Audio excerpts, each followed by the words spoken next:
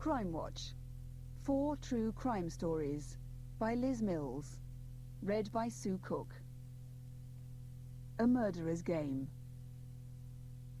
The production office of Crimewatch UK, a monthly television programme that regularly draws an audience of 11 million people, is large, open plan and modern. It looks out on the traffic jams of Westway, one of the main highways leading into London.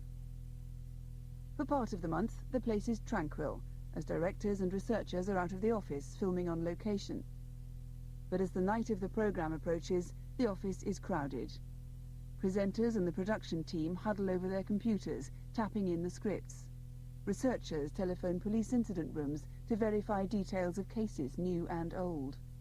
Filmed reconstructions are previewed, edited and scripted. On Thursday, 20th of February 1992, the Crimewatch studio was tense. The programme had been approached by the Assistant Chief Constable of West Yorkshire Police and asked to make a special appeal to assist its search for a killer. This is the story of a man who committed one of the most chilling series of crimes of the century. It began in Leeds, West Yorkshire, in the summer of 1991. Julie Dart was born in Leeds on the 1st of March 1973. She was an attractive girl with long dark brown hair. While she was still at school, she met Dominic. They became engaged when Julie was 17 and moved into a flat together. Their relationship lasted 3 years. Julie then moved back home to live with her mother, Lynn, towards the end of 1990. At the time, she was unemployed. One evening in May 1991, she went to a club in Leeds and bumped into Dominic. They started seeing each other again. Julie told her mother that she had got a job at Hazelton Laboratories, a research establishment near Leeds General Infirmary. She didn't mention that she was seeing Dominic again, as Julie had once hinted that he was violent towards her, and Lynn wanted her daughter to have nothing further to do with him. So when Julie went out for the evening and didn't come home, she would claim that she'd been with a girlfriend. On Tuesday the 9th of July, Julie and Dominic were together at his sister's house. At about 7:45 p.m, Julie said that she had to go to work. She called Dominic later that evening, around 9 o'clock, to tell him that she'd be spending the night at home. Julie had rung her mother that afternoon and explained that she'd be working until 11. She added, "If you want to go to bed, you can, but leave the door open." These were the last words that Julie spoke to her mother. When Julie didn't appear the next day, Lynn Dart wasn't unduly alarmed. However, when 2 days had passed and there was still no sign of Julie, she became very worried. On the morning of Friday, the 11th of July, Dominic received a letter. It was from Julie. It began, "Hello, Dominic," and continued, "Help me, please. I've been kidnapped. Please go and tell my mum straight away." The letter contained a direct appeal for her mother to phone the police and was postmarked 7 p.m, Huntingdon. Before Dominic was able to reach Lynn, she had tried to contact Julie at work, but of course no one at the laboratories had heard of her. Lynn went straight to Gipton police station, near her home, and reported Julie missing. Coincidentally, that same morning, Friday the 11th of July, the police had also received a letter postmarked Huntingdon, and because of its content, had sent it on to the Vice Squad at Chapeltown police station. It read, "A young prostitute has been kidnapped from the Chapeltown area last night, and will only be released unharmed if the conditions below are met." The writer demanded a ransom of £140,000 and gave strict instructions about how the money should be bundled up. Fingerprints taken from the letter sent to Dominic and from Lynn's house established that it had indeed been written by Julie, although much of its content and language were provided by somebody else. Detective Superintendent Bob Taylor, who was put in charge of the case, decided that the police must move quickly to raise the money demanded by the kidnapper. The operation began. 5 days later, on the Tuesday evening specified in the ransom letter, a woman police constable was in place at a Mercury phone box at Birmingham's New Street station when the phone rang. She picked it up, but the line went dead. She waited for 20 minutes, but when nothing happened, the operation had to be abandoned. On Friday the 19th of July, the police began to prepare a press statement. Little did they realise, though, that as they were doing so, nearly 90 miles away in Lincolnshire, a farmer had discovered a body. The next day, Saturday, Lincolnshire police circulated the information to all forces. Detective Superintendent Bob Taylor was working that weekend and rang the Lincolnshire incident room. A post-mortem had already been done, and fingerprints from the body were compared with those of Julie Dart. They matched, and by 5:30 p.m. the police had a positive identification. Preliminary examinations did not reveal a certain cause of death. The pathologist recalled there were some injuries to the skull consistent with being caused by an instrument such as a hammer, but they were not convincing causes of death. He gave the earliest possible time of death as sometime after 6:30 p.m. on Wednesday the 10th of July. The sheet and rope wrapped around the body provided two important clues. Tapings from the sheet revealed a number of extraneous fibres, in particular yellow wool and brown nylon fibres that seemed to have come from a mustard-coloured carpet. The rope was an unusual colour, and it too bore fibres similar to those found on the sheet. 3 days after Julie's body had been found, on Monday the 22nd of July, the police received another letter. This one carried a Leeds postmark, and the envelope was marked Re Julie Dart. It began, "Words will never be able to express my regret that Julie Dart had to be killed." The letter went on to describe precisely how Julie had been murdered, yet this information had never been released to the press. There was no doubt now that the writer of the letters was the killer, and the police felt sure he could kill again.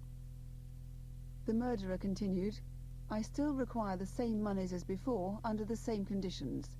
If you want to avoid serious fire damage in any other prostitute's life, to contact me, place an ad in the Saturday's Sun newspaper personal column." 3 days after the advertisement appeared in the Sun, another letter came, postmarked York, 29th of July, 1991. It acknowledged that the ad had been seen, warned that another hostage would be taken, and set another date for the handover of the money. It also told police to expect a phone message at 8:30 p.m. on Tuesday the 30th of July at a public phone box at Leicester Forest East service station on the M1. The police again followed the instructions carefully, but unfortunately when the message came through on the phone, the courier could not understand it because of the noise of background music. The next day another letter was received, this time postmarked Coventry. It said, "No go last night, was not free Monday afternoon. Next week I will definitely be free Monday and Tuesday, so we'll have no problem with hostage or incendiary. Bye, ring Tuesday." On Tuesday the 6th of August, the police waited for the call, but it never came. Instead, yet another letter arrived, postmarked Nottingham. It said, "Could not make it Tuesday evening due to the fact that there was no suitable hostage in the Huddersfield red light area on Monday evening," and promised a further call on Wednesday the 14th of August at 8:15 p.m. At the appointed time, a WPC was again in place at Leicester Forest East. The phone rang, and a male voice spoke. "I am going to have to tell you where to go because my tape recorder's broken." The WPC listened carefully, then set off along the motorway towards the next rendezvous. As planned, the call came through. The man was brief. He said, "Hello, it's me again. Problems. I'll have to ring you back in half an hour." The WPC waited. At 10:30 the phone rang and she picked it up. But it just kept ringing. The cradle had jammed. The man did not ring back. However, the next day the police had another lead. A workman was collecting debris on the southbound carriageway of the M1 near the Barnsley turning at junction 37, when he saw a white-painted brick with an envelope attached to it and a cylindrical plastic container coloured grey and silver with two small red lights on the top. He was immediately suspicious and called the police. Detective Superintendent Bob Taylor recalled, "It soon became obvious that these objects were connected with our man, and when we visited the scene, we realised that this was where he had planned to get the money. He was going to stand on top of the bridge and lower a dog lead for the WPC to attach the bundle of money to. He was then going to haul the money up and make good his escape from the lane at the top of the embankment. On the 20th of August, the police received another letter. It was postmarked Grantham and dated the 9th of August, 1:15 p.m. It said, "Game is now abandoned. You will have to file your papers until I try again." The police now had a number of clues to work from. The white brick found on the motorway was extremely unusual, in that its dimensions did not conform to normal brick sizes. The suspect device found with the brick had been coated with an unusual silver paint. The other clues, apart from the forensic leads, came from the letters themselves. They'd been posted in Yorkshire and around the Midlands, so the sender obviously had time to travel, and several words were consistently misspelled. It was now the end of August 1991. The police were desperate for as much publicity as possible, and in mid-August they had approached Crimewatch and asked for a nationwide appeal. The time had come to pull everything together in a bid to flush out the killer. A full reconstruction was broadcast on the 12th of September. It outlined the last few days of Julie's life, described the clothes she was wearing, and appealed for anyone who had seen her to come forward. Finally, details of what the killer himself might be like were revealed to the public for the first time. As a result of the programme, a prostitute rang to say that she'd been with Julie that night in a pub called the White Swan, and that this was where she had made the call to Dominic. 2 more prostitutes were traced, and the police discovered that Julie had eaten a kebab with one of the girls and then gone off on her own. This was the last time anyone had seen her. Just over a month later, on Thursday the 17th of October, the police received another letter. The postmark was Huddersfield, and it began, "As you are nowhere near on my tail, the time has come to collect my £140,000 from you. I do not get any bigger sentence for 2 murders, and prostitutes are easy to pick up. On Wednesday the 21st of October, the same WPC will be at the phone box on platform 3 of Carlisle Station, bottom of ramp, at 8 p.m. for message recorded at 9:15 p.m. In fact, the 21st was a Monday. In view of this error, arrangements were made for the courier to be in place on both Monday and Wednesday, but nothing happened. Meanwhile, in London, a letter had been received by British Rail. It said, "Unless we receive a cash payment of £200,000, we shall cause the derailment of an express train."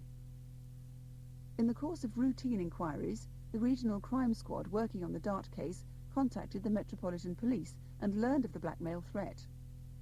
The ransom dates coincided with those specified by Julie's murderer, and there were similarities in the letters. In the circumstances, the Metropolitan Police decided not to refuse payment, but to defer their operation for some days. However, the threat was renewed in another letter postmarked Nottingham. It stated simply, "Congratulations, you have now qualified for retribution." Nearly a week later, a broken concrete block, a piece of sandstone and some rope were found on a piece of railway track near Millmease in Staffordshire. Mercifully, they'd caused no damage to trains or passengers. As a result, Detective Superintendent Bob Taylor was put in charge of the British Rail blackmail case as well as the Julie Dart inquiry. He was quite unprepared for the next turn of events. On Wednesday the 8th of January 1992, a man calling himself Mr. Southall visited Shipway's estate agents in Birmingham to collect property details. He later made an appointment with one of Shipway's employees, Stephanie Slater, to visit 134 Turnberry Road on Wednesday the 22nd of January. That morning, as Stephanie opened the front door of the house for Mr. Southall, she thought he looked anxious. He was wearing thick black glasses and had a badge with a train on it pinned to his jacket. He showed little interest in the property, downstairs or upstairs, but as Stephanie was about to make her way back to the front door, she heard him call, "What's that up there?" She saw him pointing at the bathroom ceiling above the bath. As she looked up at the ceiling with her back to him, she heard him say suddenly, "All right," in a deeper and harsher voice than he had used before. And Stephanie turned to find him standing with both hands raised and extended towards her. He had a knife in his left hand and a chisel or file in his right hand. A struggle followed, and Stephanie ended up in the bath. Southall tied her up and took her car keys from her coat pocket. Blindfolded, she was forced out of the house, down the garden path and into the garage, where he had hidden his car. The time was now 11 a.m. He started the engine, and the radio came on automatically to Radio 2. The car smelled of oil, petrol, and damp rags. They drove for about half an hour before the car stopped, and the man said, "We're going to make a tape for your boss. What's your name?" He ungagged her and got out a tape recorder. Stephanie repeated the message he had written for her. "This is Stephanie Slater. The time is now 11:45. I can assure you I'm okay and unharmed." The message went on to inform Kevin Watts, Stephanie's boss, that she'd be released if instructions were followed, that he would need an ordnance survey map, that he alone must act as the ransom courier when the time came, and must use his own car. Once the message had been recorded, the man got out of the car to telephone Shipways and to post the tape, together with a letter he had written. Back at Shipways, the call came through.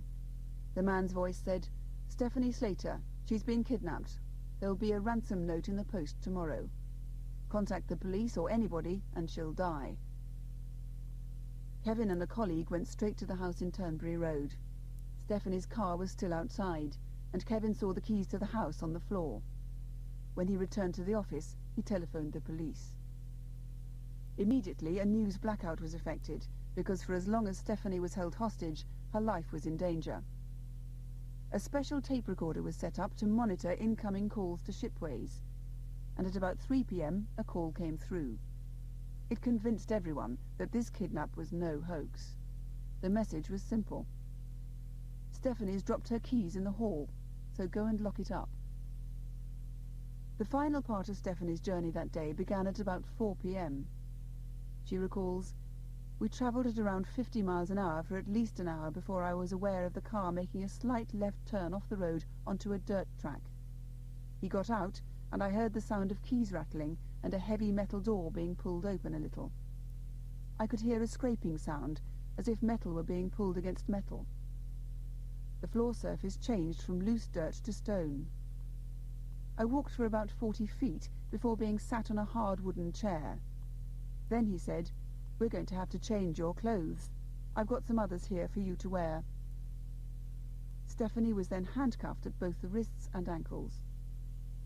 Her kidnapper said, 'I'm going to put you in a box within a box, and that will be where you sleep. I hope you're not claustrophobic.' The box was a wheelie bin sawn off at the bottom and extended with a wooden box that he had made. Stephanie could not get into the lower half of the box without a great struggle. She recalls, 'I lay on one hip with the other pointing up and my knees slightly bent. Then he took hold of my wrists by the handcuff chain and tied it above my head to what I believe was a metal bar. The man said, 'Don't pull on the bar because there are boulders above you. If you pull on the bar, you'll pull them down and crush yourself.' Meanwhile, because the kidnapper had warned that there'd be instructions in the post, detectives got rare consent to intercept the mail for Shipways. The tape was found in the early hours of Thursday the 23rd of January, and later that day Stephanie's parents confirmed that the voice was indeed that of their daughter. Almost from the beginning, detectives were looking at possible links with other similar cases. Detective Superintendent Bob Taylor reviewed the details that had emerged. A neighbour had seen the man standing on the pavement waiting for Stephanie. She recalled that he wore a railway badge on his jacket and looked away when he thought he had been seen. Someone else had seen a red Metro revving up outside the house. This type and colour of car had been seen in connection with Julie Dart. The witness remembered that the man was in his 50s and about 5 feet 2 inches tall. The letter that the police intercepted with the tape was similar in several respects to the other letters received. On Sunday the 26th of January, a call came through to Stephanie's father, Warren, at 2:11 p.m. "Is that Mr. Slater?" asked a man's voice. "It is." "Just listen," the man said. Warren Slater then heard another voice, one that he recognized instantly. "Hello, Stephanie here. They've allowed me to make a message to you just to let you know that I'm all right. I'm unharmed. I happened to see West Bromwich Albion lose yesterday to Swansea 3-2. I'll always love you. Look after the cat for me. Now the police felt they had no option but to prepare a ransom. Stephanie's employers, Shipways, had agreed to put up the money. But the biggest dilemma was whether they should accede to the kidnappers' demand that her boss, Kevin Watts, should act as courier. Kevin was 34 and married with 3 young children. The police explained that his proposed role was a dangerous one, but he was determined to do the job. Everyone was gearing up to Wednesday the 29th of January, the day the kidnapper had demanded that the ransom be paid. That afternoon at 3:23 p.m, the phone rang at Shipways. A man's voice said, "Hello, Kevin Watts?" "Speaking." "Have you got it?" "Yes, I have," Kevin said. "Go to Glossop Station. There's a telephone box inside the entrance hall, and you'll get a further message at 7 o'clock. Kevin was now ready to begin his long and arduous journey. The weather had been horrific, dense freezing fog, and the drop was going to be in the dark. His car was fitted with a 2-way radio, and he had a transmitter. The microphone would relay his voice back to headquarters, so it was important that he repeated every instruction when he got it. Wearing a bulletproof vest, he set off up the M6 towards Manchester. The police teams were all on standby, ready to go at a moment's notice. Kevin pulled into Glossop Station and approached the telephone kiosk. The phone rang. "Kevin Watts," he said.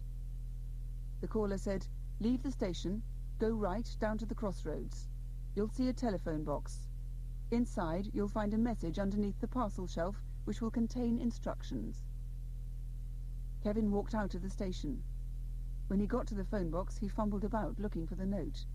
Eventually he found it and read it out loud. Back at the control room, Detective Chief Superintendent Mick Foster was briefing detectives with a map. He's been sent over the top of the Pennines to Yorkshire, just south of Barnsley. There he's to turn right onto the A629, where he'll find another message in a telephone box about 1.5 miles down the road. Kevin was told that he had to be at the next phone box by 7:40 p.m. If he missed the time, there would be a message waiting for him. It was now 7:30, and as he got back into his car, he knew that he was not going to make it on time. In fact, visibility was so bad that it took Kevin 45 minutes to get to his next destination. Finally, he reached the phone box. He found the message in a brown envelope and carried it back to the car. Again, he read it out loud. "This route will show if you're being followed." The note told him to turn around, then turn right 50 yards up on the right-hand side. Then turn left about 100 yards up on the left-hand side, down a bridle path. As he made the turn, the police lost all radio contact with him. The road was now just a dirt track. Kevin was frightened that the car might break down. As he drove, he was thinking aloud, hoping that the police could pick up exactly where he was. He'd been told to look for a red and white cone. By the cone would be a bag. The note told him to place the money in the bag. Kevin got out of his car, grabbed the bag from underneath the cone, and jumped quickly back into the car. When he opened the bag to transfer the money as instructed, he saw a stenciled message inside. It read, "Go to end of lane, turn left back to roundabout, A628/9, turn right, phone box 3.5 miles left-hand side, message taped under shelf, 15 minutes allowed." Meanwhile, Stephanie was waiting inside her coffin and beginning to get very worried. Her kidnapper had said that he'd be back between 8 and 9 p.m. He had left that morning at around 9:15. 12 hours later, the telephone still had not rung, and she had heard nothing. Kevin was driving slowly when suddenly, right in the middle of the pathway, he saw another cone. The stenciled message that was stuck to it read, "On wall by 4 sign, wood tray, do not move tray, sensor inside, put money bag on tray. If buzzer does not sound, leave money there. Remove cone from in front of car and go. Money will not be collected until you have left." Kevin recalls, "At the time, I wasn't in control of my own mind. Once I'd placed all the money on the tray, I just wanted to get out of there. I learned afterwards that there was actually a message on the tray which I didn't pick up because I was in so much of a panic. The message told me to return to Shipways and wait for a phone call that would tell me where Stephanie was. After Kevin had dumped the money, he quickly drove out of the area, and the police caught up with him as he approached the main road. It was nearly 11 p.m. when Stephanie heard a car. She was frantic with worry and shouted out, "Did you get the money?" Her kidnapper replied, "Yes." He led her, still blindfolded, to a chair where she changed back into her clothes, then guided her into another building. She got into a car, and they set off. It was freezing cold, and after about 2 miles he put the heater on. As the rest of the team was alerted to the night's events, the family liaison officer, who was with Warren and Betty Slater, knew that it was going to be a difficult evening. Stephanie's parents would need a lot of reassurance and support now. The officer remembered, "There was suddenly a loud banging and ringing at the door, which concerned me greatly. Warren was heading for the door, and I shouted to him to leave it. I'd answer it. But it was too late. The door was already open, and there on the doorstep was Stephanie." The message that Stephanie was back home safe and well was relayed to police headquarters. The police began interviewing residents, and a neighbour recalled seeing a red Metro pull up outside his house the previous evening. He saw a girl getting out backwards. Police also found where Kevin Watts had dropped off the money. The extortionist had been on the bed of an abandoned railway line known as the Dove Valley Trail. It runs to another bridge 3 miles away, the one where the painted brick and strange container had been found in the Julie Dart case. Here again they found a dummy device with silver paint on it. A length of washing line had been used to pull the money up.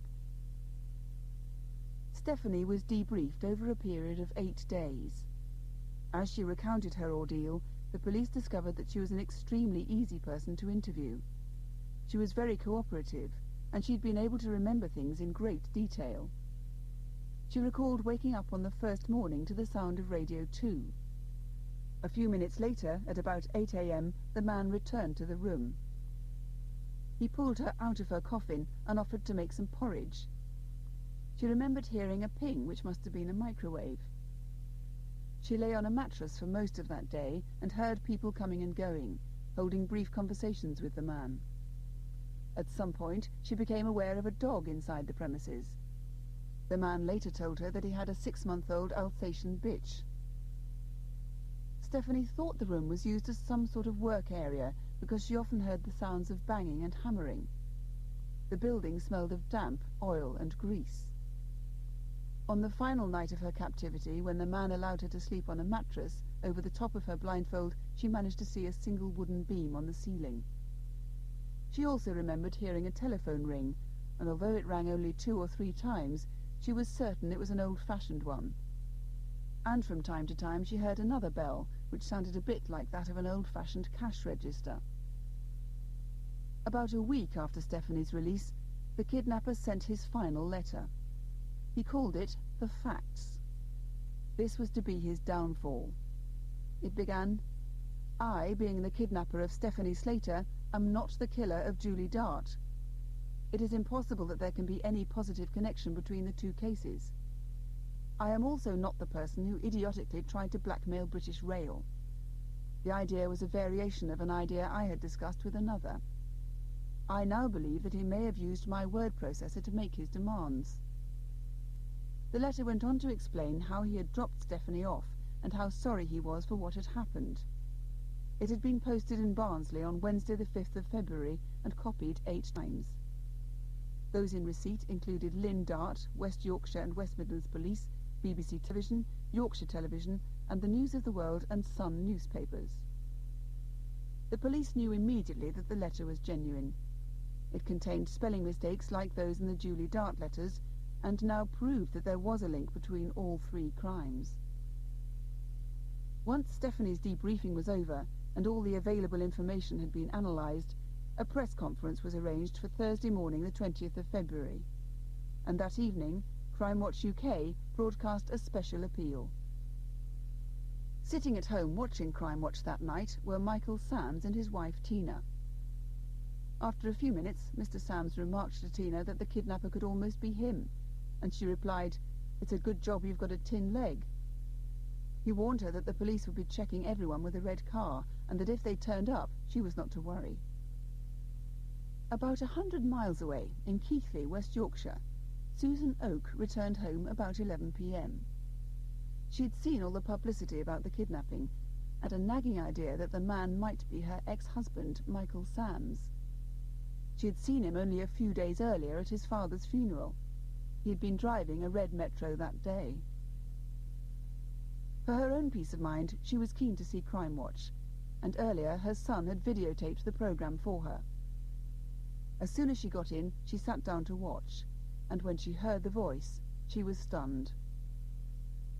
Susan could not get through to the studio because the lines were jammed. Over 1,300 calls were received that night. Instead, she rang her local police station, Keighley, and was put through to the Millgarth incident room in Leeds.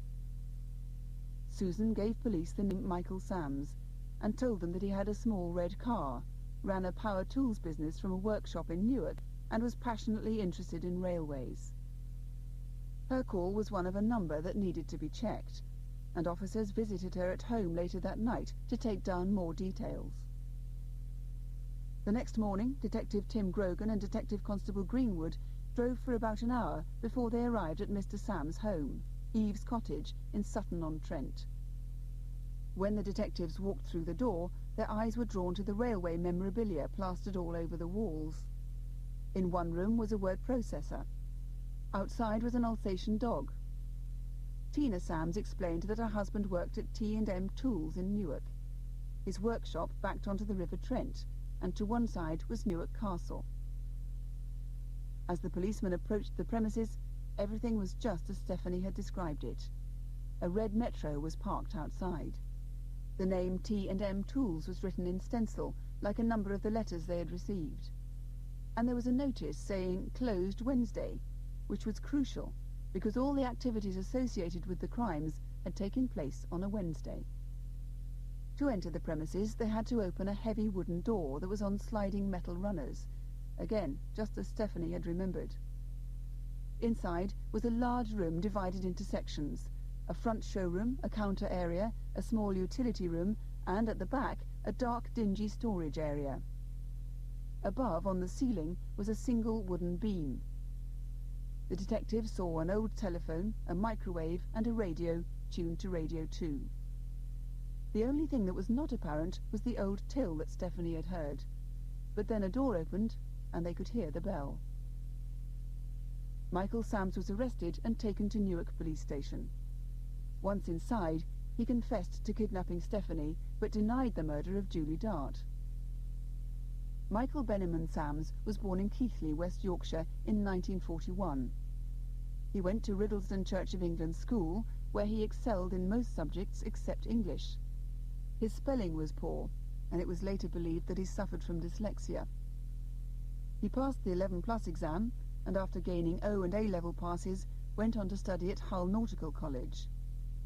When he was 19, he joined the Merchant Navy and spent 3 years travelling the world. In the early 1960s, he returned to Keighley, where he met and married his first wife, Susan Oak. And in 1967, he started his own central heating business. During the early 1970s, Michael Sams was struck by a sudden illness. He seemed to undergo a personality change, and furious rows followed. As a result, the marriage came under considerable strain, and 3 years later it ended in divorce. Around this time he was charged with driving a stolen car and imprisoned.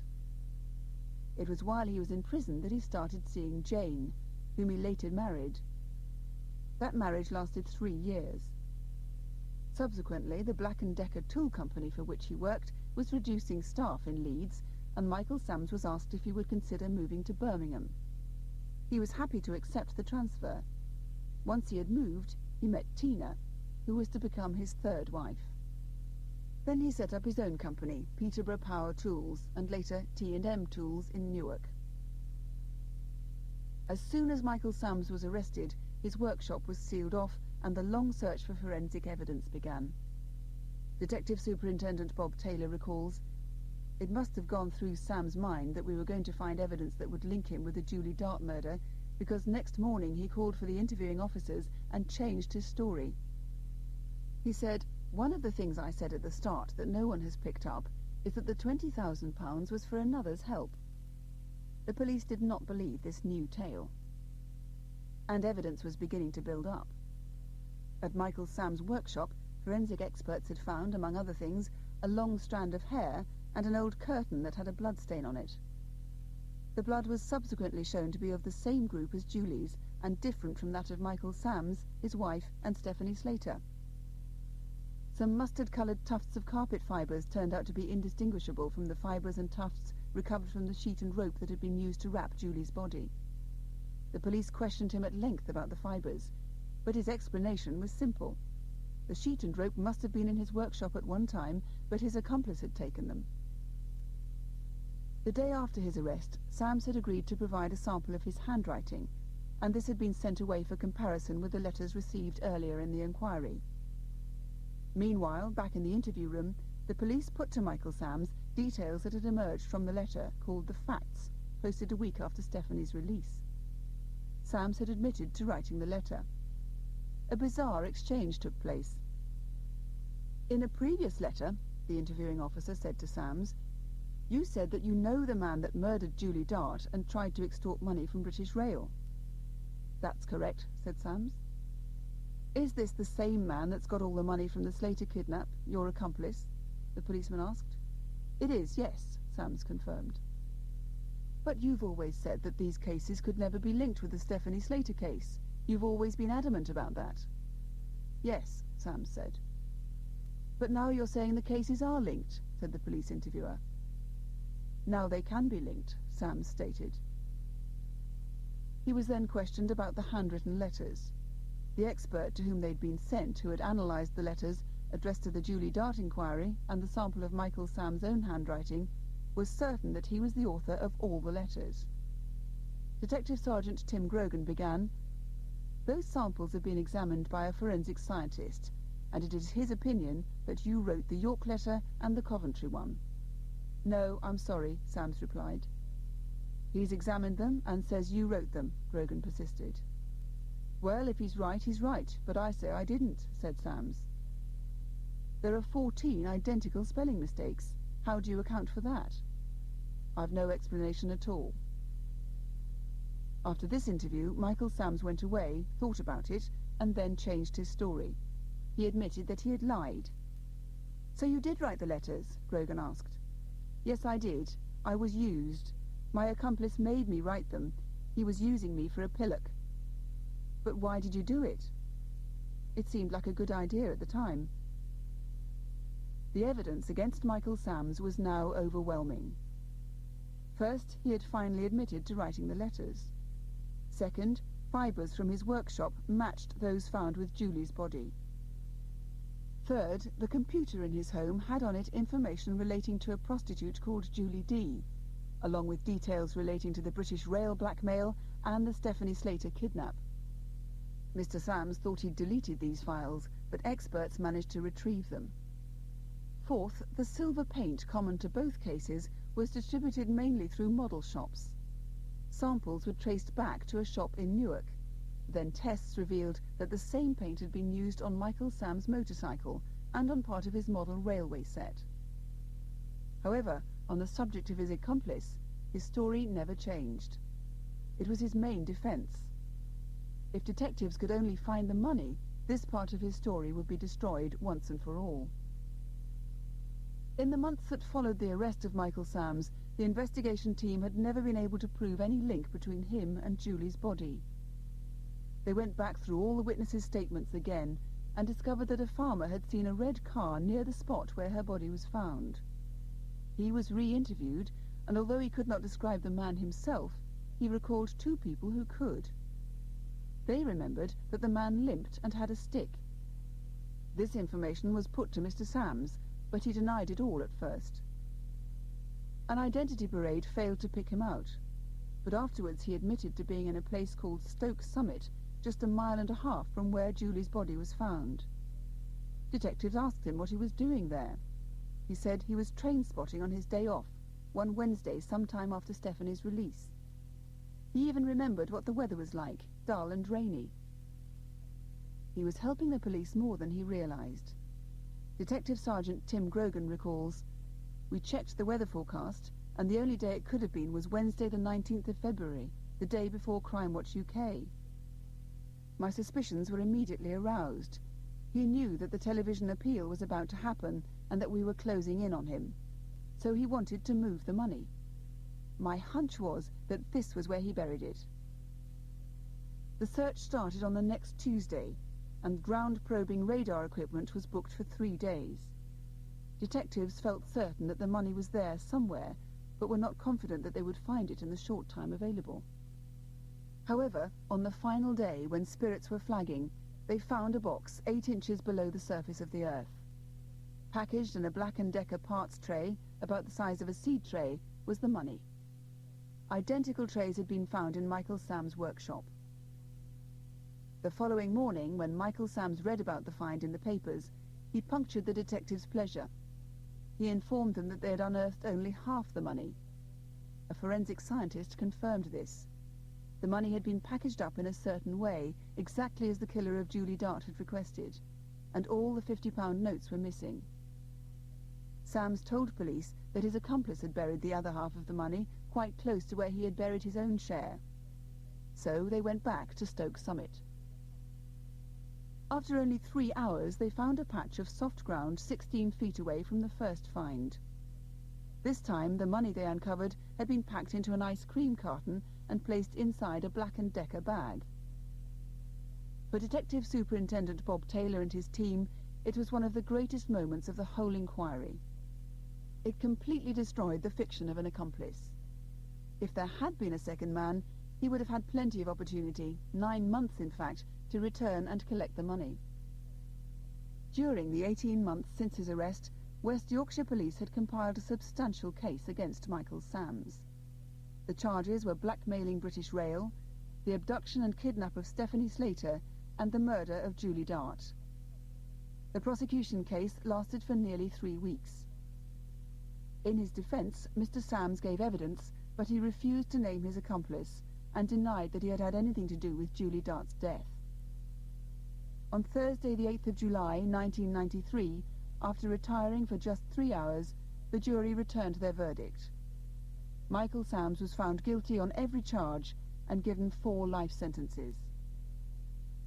Once in prison, just 4 days after the trial, he finally admitted killing Julie Dart. He had seen a picture in a newspaper that showed Lynn Dart beside her daughter's grave, but the headstone had no date. Sams wanted to record what had happened to Julie and the date on which he had killed her. He showed no remorse. End of Side 1.